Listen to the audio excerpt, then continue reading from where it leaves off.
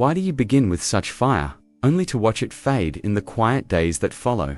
Why does your will burn brightly when passion strikes, then vanish when life turns still?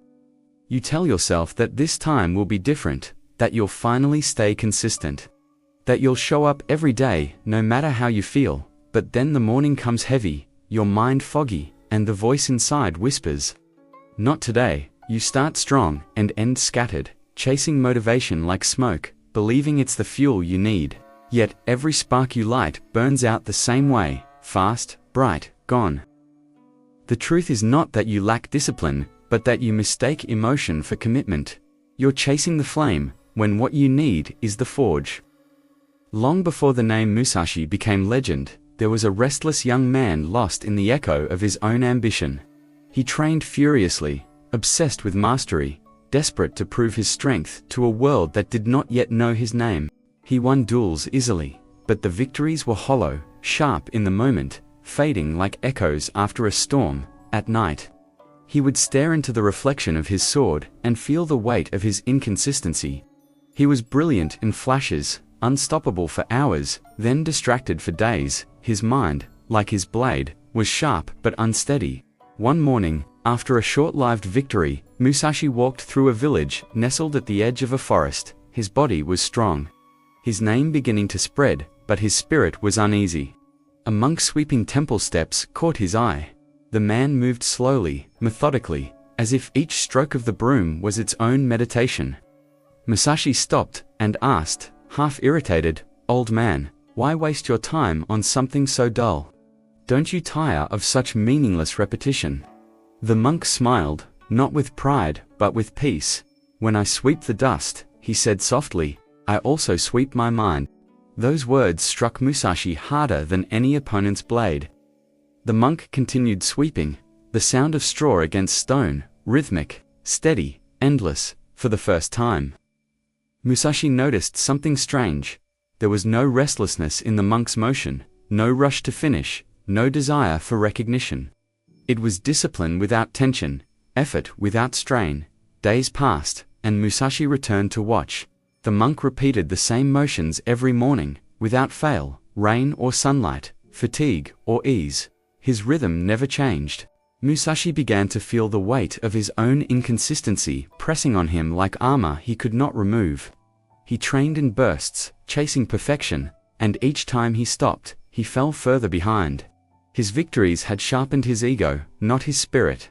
He began to understand that a man who cannot sustain small actions can never master great ones. Finally, Musashi asked the monk to teach him. The monk handed him the broom without a word. "Sweep," he said, "until the sound of the broom becomes your breath." At first, Musashi hated it. The task felt beneath him. His hands ached, his back stiffened, and his mind screamed for something more exciting. But the monk did not allow him to stop. Every time Musashi faltered, the monk repeated the same words, "Keep sweeping." Days blurred into weeks. Slowly, his body stopped resisting. The broom felt lighter, his movements became smoother, his thoughts quieted. He began to hear the rhythm of the world around him. The sound of the broom brushing stone, the wind shifting through trees, the faint hum of his own breath aligning with motion. The work had not changed, but Musashi had. In that silence, he felt something awaken, a strength that did not rely on feeling, a focus that did not depend on desire. Years later, when he faced his most famous duel against Sasaki Kujiro, Musashi arrived late on purpose. The crowd murmured, the opponent grew impatient, but Musashi remained calm. His mind was steady, his body aligned, his breath unbroken. Every motion carried the same rhythm he had learned, sweeping temple floors. The man who once depended on bursts of passion had become a storm contained, consistent, calm, lethal. The lesson in this story is not about swords or victory. It's about the war between emotion and identity. Most people never win that battle because they let their emotions decide when they act. When motivation is high, they move. When it fades, they stop. But emotion is the most unstable master a man can serve. The samurai learned that the moment you allow feeling to lead you, you surrender your rhythm. Human nature craves intensity. We chase new beginnings because novelty releases dopamine, the brain's chemical of pleasure and reward. Every new goal feels like transformation. But when the novelty fades, the dopamine drops, and the task feels heavier, the mind interprets the absence of excitement as failure. This is the trap of modern weakness, confusing stimulation for progress, passion for discipline. Neuroscience calls it hedonic adaptation. The samurai called it illusion. Musashi understood this long before science gave it a name. He wrote, "You must understand that there is more than one path to the top of the mountain." What he meant was this: the path of mastery is not paved in motivation, but in identity. The man who trains only when inspired will never reach the summit, but the man who trains, because it is who he is, that man becomes unstoppable. Consistency is not about repetition, it's about embodiment. When action becomes part of who you are, you no longer need to convince yourself to act. Your body moves even when the mind resists. This is why the samurai lived by structure, not to cage themselves, but to free themselves from the chaos of emotion. In Japan, there is a principle known as shuhari, the path of mastery divided into 3 stages: shu, obedience; ha, separation; and retranscendence. At first, the disciple follows form without question, repeating each motion until it carves a home in muscle and mind. Then, through experience, he begins to adapt and refine the form. Finally, he transcends it entirely, moving with fluid instinct. The same process exists in your habits, your craft, your discipline. In the beginning, repetition feels forced. Later, it becomes natural. Eventually, it becomes identity. Modern psychology mirrors this same wisdom through the study of neural adaptation. The first stage of practice feels like friction. Your brain resists because it's breaking old circuits and building new ones. But each repetition strengthens the pathway until the task becomes automatic. The ancient warriors knew this intuitively. Practice until effort dissolves into instinct. Consistency, then, is not a moral issue, it's a neurological one. The difference between those who persist and those who quit is not passion, but the willingness to endure the dullness of repetition until the brain adapts. The samurai mastered this through stillness. They trained not for the thrill of victory, but for the mastery of presence. Every motion of the sword was meditation. Every repetition, a prayer. Yet in our modern world, we've lost that rhythm. We fill every pause with stimulation, every silence with noise. We scroll, we multitask, we crave novelty until the mind fractures. We start 100 things and finish none. We live distracted, addicted to the next burst of emotion. But the truth is simple: focus and consistency are not built through intensity. They are built through return, the return to silence, to effort, to the next small act, done well. Musashi's transformation came when he stopped chasing greatness and started mastering simplicity. When he stopped fighting his boredom and began listening to it. In the silence between sword strokes, he found rhythm. In that rhythm, he found mastery. And in mastery, he found peace. So ask yourself, are you chasing passion or building rhythm? Are you seeking the rush of beginning or the strength of returning? Because the man who returns, even when the fire dies, becomes unbreakable.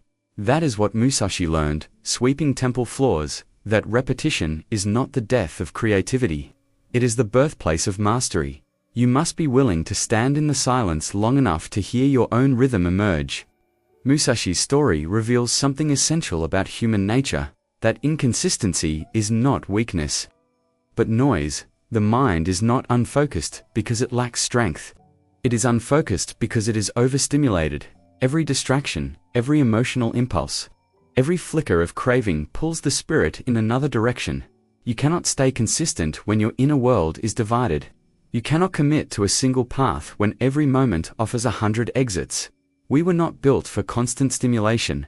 The human brain was designed for rhythm, work, rest, reflection, renewal. But in our world of instant gratification, rhythm has been replaced with chaos. Your focus has become fragmented, your attention hijacked. You move from task to task, chasing satisfaction that never lasts, and wonder why the fire inside feels dimmer each time. The samurai lived differently. They understood that clarity is a form of strength. Musashi practiced not to feel powerful, but to become calm. In calmness, he found mastery. Consistency, for him, was not about repetition for its own sake, it was about control. Each motion was an act of reclaiming power from distraction. A silent declaration, I will not be moved by feeling. To build this kind of steadiness in our modern world, we must learn to merge ancient wisdom with modern science. The old masters knew intuitively what neuroscience now proves, that repetition changes identity, and identity sustains action. Every time you act with discipline, you are casting a vote for the person you wish to become. The brain rewires itself through patterns. The warrior you become tomorrow depends on the patterns you repeat today. There is another principle from the Japanese path of discipline that explains this beautifully. 90, which means enduring patience. It is not passive endurance. It is active, conscious stillness. When your mind screams for comfort, and your emotions demand escape.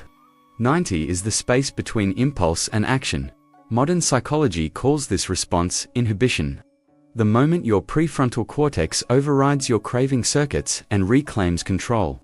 Each time you resist the urge to quit or distract yourself, you strengthen this neural link. Patience, practiced deliberately, becomes power. In Musashi's later years, he wrote that it may seem difficult at first, but all things are difficult at first.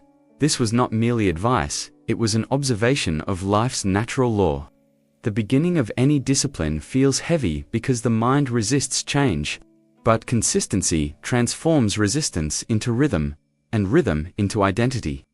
The samurai trained until repetition no longer felt repetitive. The task and the self became one. To apply this to your life, you must replace the chase for motivation with the cultivation of rhythm. You need a system that carries you forward when emotion fails. Think of this as your Musashi discipline framework for timeless principles that merge ancient Japan's warrior ethos with modern behavioral science. 190. Enduring patience. The discipline of stillness. Emotionally, this is the art of waiting without drifting. It means holding position when your mind grows restless. Staying grounded when every part of you wants to flee. The samurai trained this way to prepare for long battles, hours of waiting for a single strike. Psychologically, this strengthens impulse control, the ability to delay gratification, the foundation of consistency. Action. When you feel the urge to stop, pause instead. Set a timer for 10 minutes and continue your work. Don't fight the discomfort. Let it pass through you. Stillness is the forge where endurance is shaped. 2. Kaizen continuous refinement, the power of small progress. Kaizen teaches that mastery is not found in leaps, but in inches, emotionally. This removes the need for perfection and transforms progress into something achievable every day, scientifically. This leverages the brain's reward system. Small, consistent wins release steady dopamine, creating momentum without burnout. Action. Pick one task, something measurable and clear. Do it daily, at the same time, for a set amount of time. The goal is not intensity, but consistency. The repetition will become your rhythm.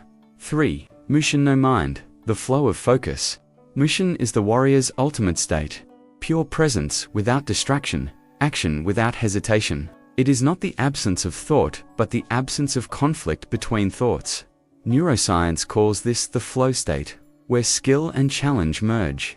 Emotionally, it feels effortless because identity and action become aligned. Action. Build a pre-performance ritual, a breath, a stretch, a phrase whispered quietly.